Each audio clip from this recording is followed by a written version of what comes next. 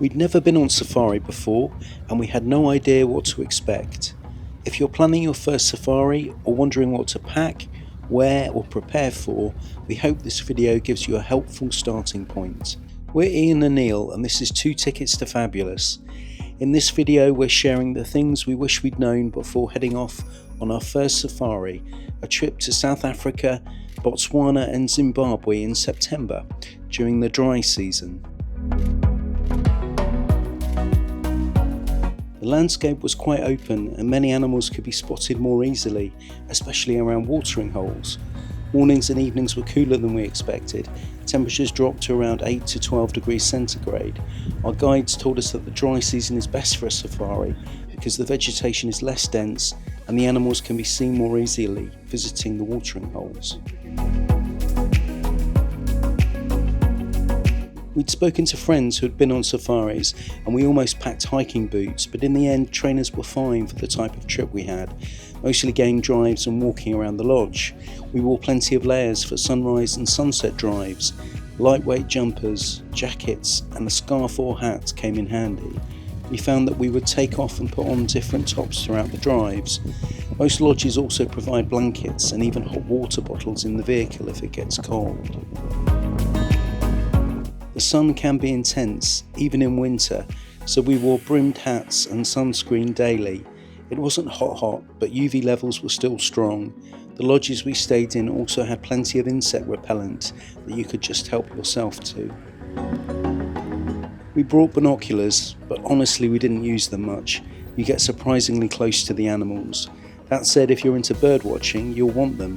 Some birds and smaller wildlife are much harder to spot without a bit of help. We did take a camera with a good lens and that helped with getting some great close-up photos and videos. We were often out on game drives for 3 to 4 hours and taking lots of video. Having a power bank or backup battery made sure we didn't miss any moments. Although the lodges are all inclusive for food and drinks, you'll still need to take some cash. Tipping isn't expected, but it is appreciated and can be a good way to say thank you for a great experience. We typically tipped our guide $20 per couple per game drive, which we gave to the safari guide at the end of our last game drive. We also tipped $20 per night for the wider lodge staff, and most lodges have a central tip box near reception for when you check out, and the money is shared among the team.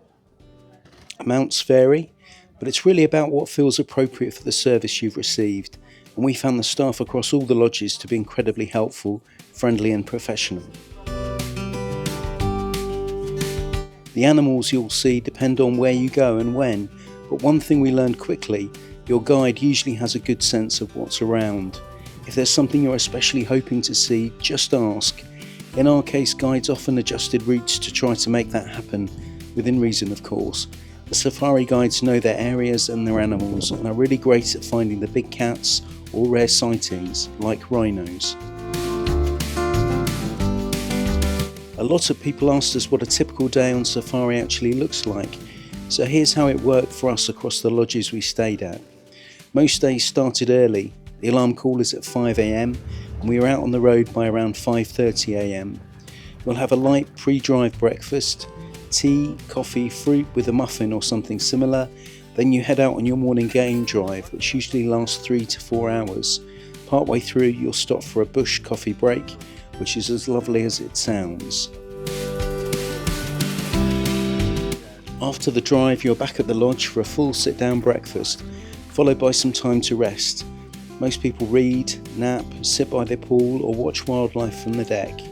Around 1 or 2 PM lunch is served, usually a light meal like salad, quiche or grilled meat and vegetables.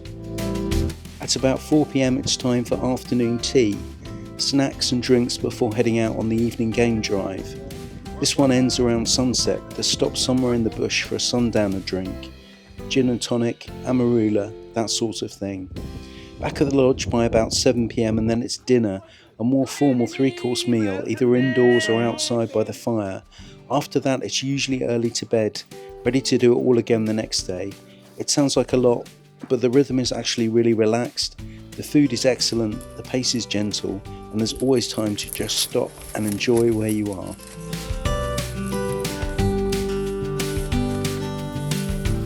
That's our list of things we wished we'd known before going on our first safari.